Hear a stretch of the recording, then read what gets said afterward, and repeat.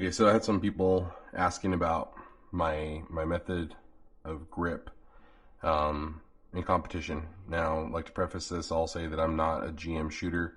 I'm not like some, expert or anything like that. It's just people had asked how it is that I grip my pistol, because in my videos it's relatively flat when I'm shooting, and I know grip can be a completely confusing topic. There's a lot of information out there, but I thought I would just go over like what I do that helps me the best. So first of all, looking at my thumb, you can see the width of my thumb.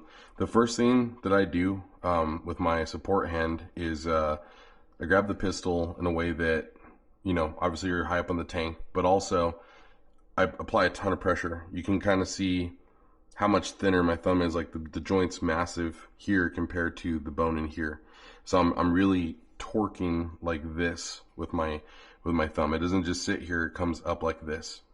That's the first thing. It's really super close to slide bite, but I rarely get slide bite at all. This is just a regular Gen 5 Glock 17 frame. The next thing is, when this part is built, I have like a lot of pressure points here on the back of my palm, my pinky. And remember, this torquing motion is more or less torquing the gun like this in a way, like that. So I'm, doing this with my thumb, and my pinky's pushing in this way, and my thumb's pushing this way. So I generate a lot of pressure there. It leaves this finger able to move as needed for trigger manipulation. With my support hand, this is the next step of it. I come in under here, my index finger is going to grab on the back of the trigger guard right here. And that's not necessarily that important for the overall control of the gun, but it's just something that I do. It just helps me kind of like get my grip in there correctly.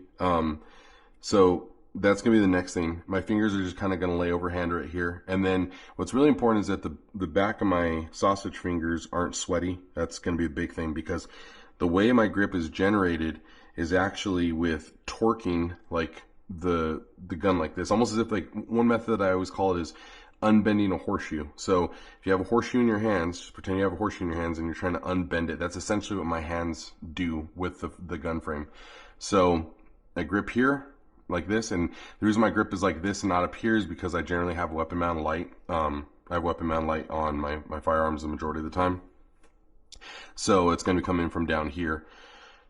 This is not so important. Like, a lot of people are like, oh, you need to fill in all this right here. For me, that just doesn't work. Like, I have huge fat fingers. My hand is not going to get in here, and if it does, it doesn't really apply much pressure. That's just me. The next thing is, this part of my thumb right here, like the base of the pad of my thumb, is going to apply a lot of pressure right here on the mag, slide lock, release, whatever thing. Now, that means that most likely I'm not going to go to slide lock. I never go to slide lock in competition, if I can help it anyways. And most of the magazines I run don't even have a follower that's capable of locking, like, pushing this up whenever it's the last round goes through. So it doesn't really matter to me anyways. In a self-defense situation, most likely I'm not going to dump 18 rounds. And if I do, I have a spare magazine and I can quickly reload. It's super unlikely that's going to happen though. Anyways, back to the grip. So grip under here with this finger, with your index finger right here, and palm high, your thumb high. And then what I'm going to do on presentation is actually I'm twisting both of my hands to each other. So let's just say my grip were to slip when I'm presenting. Let's just say my hand is sweaty and my grip were to slip, it would do that. There's a ton of force, and my left arm, you can't really see it, but my left arm is relatively straight. My right arm has a little bit of a bend in it because it's further back naturally. So once again, if my grip were to slip, it would do this. Just coming off, it's going to like flick out. So that pressure is pushing, it's vicing all up top up here on the frame. So gripping like this, my finger's holding here. I still have room to get my finger in there to actuate the trigger. And it's just holding a lot of pressure here, some pressure here, on the end of the frame of my thumb, but the majority of the pressure is going to be like on this magazine release. If my grip was stippled up here, it would help a lot, I'd imagine. I do have a Shadow Systems grip that's higher up, that's stippled. I have a 3D printed frame that is stippled like everywhere. Well, it's in the print, and I run that in competition also, and that is much better, honestly, than just a stock grip on a Glock. But it's all the same. I can shoot them all the same. Anyways, so yeah, just like this, you see the height of my thumb relative to the frame. Hopefully my camera's getting that. But that's all that it is. And just torque and work on, as you're presenting the firearm out, just work on building that pressure of twisting like this.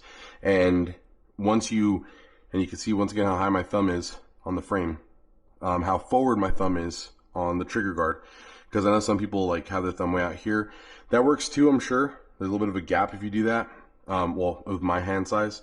But for me, it's just, they're touching right here and just like this.